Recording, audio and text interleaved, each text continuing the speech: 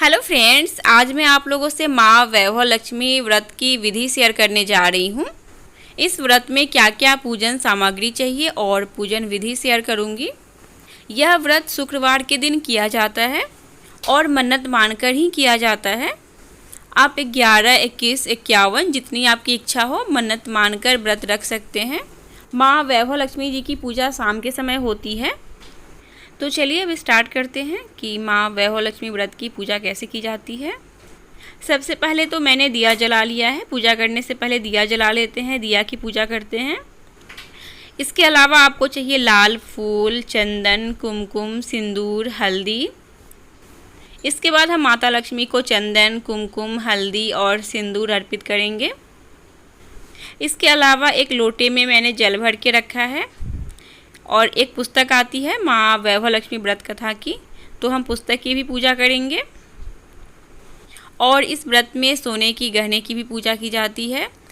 तो यहाँ पर मैंने एक अंगूठी ली है और उसमें मैं हल्दी लगाऊंगी, कुमकुम लगाऊंगी और फूल अर्पित करूंगी। आप सोने की जगह चांदी की भी पूजा कर सकते हैं। अगर चांदी भी ना हो तो आप सिक्का भी ले सकते हैं। प्रसाद में आप फल का भोग लगा सकते हैं, मिठाई का भोग लगा सकते हैं, खीर का भोग लगा सकते हैं और तुलसी के पत्ते से मैं भोग लगाऊंगी। तुलसी जी माँ लक्ष्मी जी का ही रूप है। इसके बाद मैं माँ लक्ष्मी को फूल अर्पित करूंगी।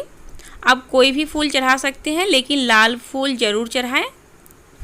अगर आपको लाल फूल में गुड़हल का और गुलाब का फूल मिल जाए तो ज़्यादा अच्छा है। तो पहले मैं माँ लक्ष्मी को फूल अर्पित करूंगी। अगर आपने इस वीडियो को अभी तक लाइक नहीं किया है तो प्लीज़ लाइक कर दीजिएगा, शेयर कर दीजिएगा और चैनल पर नए हैं तो चैनल को सब्सक्राइब कर लीजिए। आरती के लिए मैंने धूप और कपूर की तैयारी करके रखी हुई है, जो कि मैं आप लोगों को लास्ट में दिखाऊंगी आरती के टाइम में। अब मैं माँ लक्ष्मी को दीपक दिखाऊंगी। साथ ही हम पुस्तक की भी पूजा करते हैं। और दोस्तों यहाँ पर मैं बहुत ही कम सामग्री में, जो कि ज़रूरी है और आसान विधि से आप लोगों से पूजन विधि शेयर कर रही हूँ। तो चलिए अब व्रत की विधि देख लेते हैं। कथा शुरू करने से पहले हमें श्री यंत्र के सामने माथा टेक कर प्रणाम करना चाहिए। अगर आपके घर में श्री यंत्र नहीं है तो यहाँ पर किताब में श्री यंत्र का फ़ोटो दिया हुआ है, आप यहाँ पर माथा टेक कर प्रणाम कर सकते हैं। श्री यंत्र को प्रणाम करने के बाद यहाँ पर माता लक्ष्मी के 8 चित्र दिए हुए हैं, उनको प्रणाम करें। उनका नाम लेते हुए उनको प्रणाम करें। फिर यहाँ पर श्लोक दिया हुआ है, श्लोक पढ़ना है। आप चाहे तो हिंदी में भी पढ़ सकते हैं। तो यहाँ पर माँ लक्ष्मी के 8 चित्र दिए हुए हैं, इनका नाम लेते हुए इनको प्रणाम करें।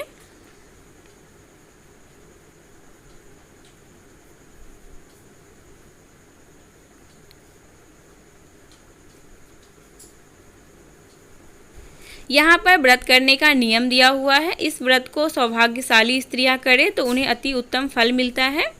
इसके अलावा इस व्रत को कोई भी स्त्री कर सकती है, कुमारी कर सकती है, पुरुष भी कर सकते हैं, कोई भी इस व्रत को कर सकता है। फिर कथा दिया हुआ है, इस कथा को पढ़ लीजिए। तो इस कथा को पढ़ लेना है।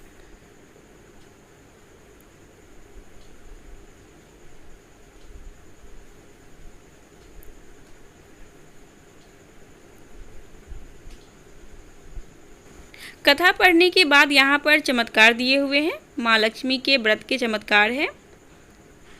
नौकरी मिली, व्यापार अच्छा चलने लगा, गोद भरी,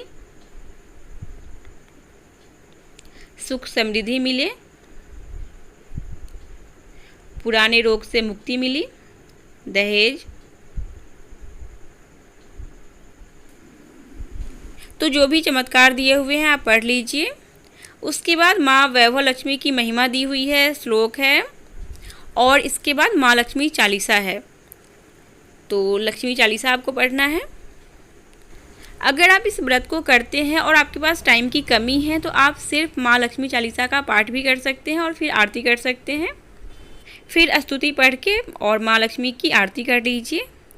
तो चलिए अब माँ लक्ष्मी की आरती कर लेते हैं। इस व्रत को सच्चे मन से करना चाहिए। व्रत करके गुस्सा नहीं करना चाहिए, मन में छल कपट नहीं होना चाहिए, मन में किसी तरह की शंका ना हो। आरती करने के बाद अब मैं आचमनी कर लूँगी और अब मैं आप लोगों से उद्यापन की विधि शेयर कर रही हूँ।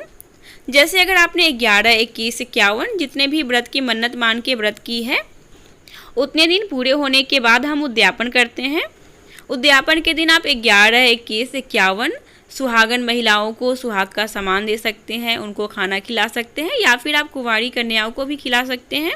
तो इस तरीके से आप उद्यापन कर सकते हैं। आपको ये वीडियो कैसा लगा कमेंट करके ज़रूर बताएं।